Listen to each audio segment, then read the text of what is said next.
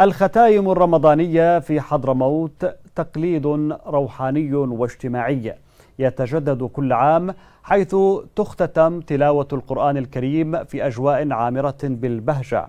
تتحول مدينة المكلا إلى لوحة تراثية زاهية يملأها الأطفال بفرحتهم، وتزدهر الأسواق بروائح الحلويات والمأكولات التقليدية. تعد الختايم الرمضانية من أبرز العادات والتقاليد التي تميز محافظة حضرموت، خاصة مدينة المكلا.